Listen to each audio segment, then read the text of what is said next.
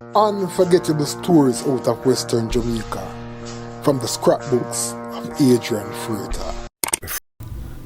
As the premier sporting facility in Western Jamaica, Jarrett Park in Montego Bay has seen many great football games over the years. I have been privileged to see some of these games, which spanned the daCosta Cup, the National Premier League, and international games featuring Jamaica. At the schoolboy level, the 1983 daCosta Cup finals between Cornwall College and Rusea, which Cornwall College won 1-0, was a tactical masterpiece in which coaches Steve Butner of Cornwall College and Emerson Diggy of Rusea were so tactically astute that the game was lifted several notches above the average schoolboy game. Even up until today, I am still somewhat perplexed as to how Steve Butner managed to get Laurel Crazy Glue Burchell to be so tactically disciplined that he was able to mark a quality striker like Kenneth Blacksgainer, who was then the hottest schoolboy striker in Jamaica, out of the game for almost the entire 90 minutes.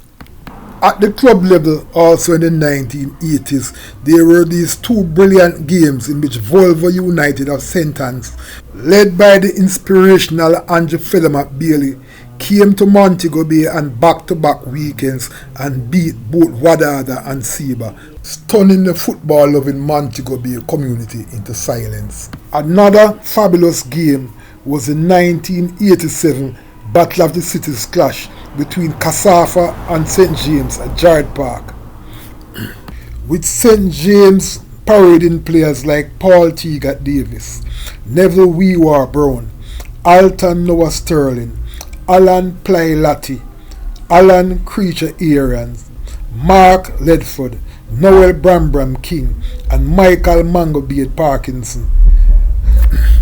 KSAFA showcasing Hugh Bailey, Thomas McLean, Donovan Downer, Lenworth Hyde, Horace Dadadias, and Carl Brown.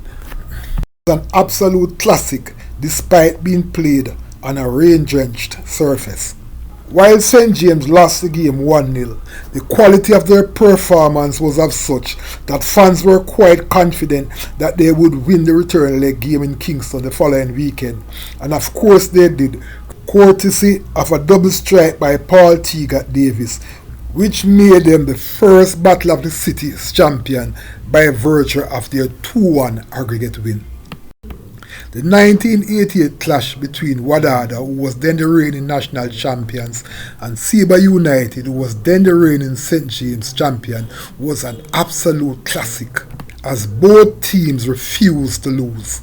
In a game of non-stop attack, Seba took the lead in the 49th minute when Hector Reich turned before the goal beautifully and cracked a savage shot into the back of the net.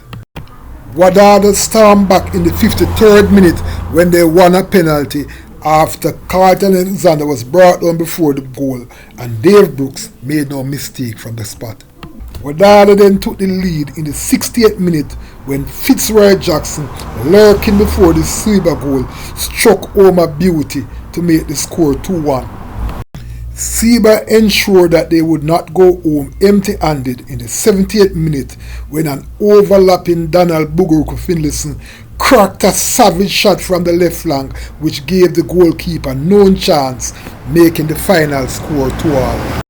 While the Wadada and Seba game was great, another game featuring Seba, but this time against Reno, in which the teams battled to a 3-3 draw, was brilliant beyond belief. And in my opinion, was arguably the best game ever played at Jarrett Park. Both teams were chock full of class players, and the players were at their brilliant best. The goalkeepers, Clive Spider Wedderburn, Reno, and Devon Kid Dunkley, Seba, were arguably two best goalkeepers in Jamaica at the time. In defense, Seba was powered by the likes of Lloyd Cheney Green, David Chapop Blackwood, Stephen Zarbold Thompson, and Bobskia Ferguson. The Reno defense line featured Robert Goff Andrews, Red Hampshire, Patrick Doyley, and the ever-composed Clive Birdie Richards.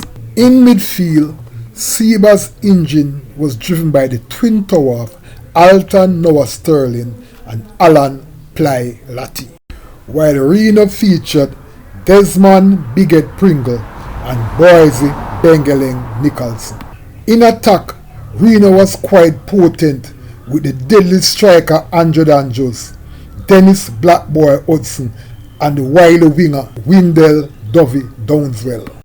While not as potent in attack, Seba had two class strikers in Cornwall College's daCosta Cup captain Anthony the Brigadier Laird and the fleet-footed Carlton Collie Coolfoot Clark. In what was an high-intensity game with action swinging from end to end, Reno had the better of the early of the exchanges and marched into a commanding 3-0 lead as Hudson and Andrews kept goalkeeper Devon Dunkley quite busy. With 13 minutes to go in the game and their pride at stake, skipper Noah Sterling left his position in midfield, replacing Laird at the helm of the attack. It became like a one-man orchestra as Noah Sterling took the Reno defence to pieces, running them ragged. After sending Collie Coolfoot clear with a superb pass which he scored to make the score 3-1, Noah Sterling then dismantled the Reno defence and struck home to make the score 3-2. Seba drew level when Laird, who had dropped back into the midfield position, was fed a perfect pass by Sterling and he made no mistake, making the score 3-all.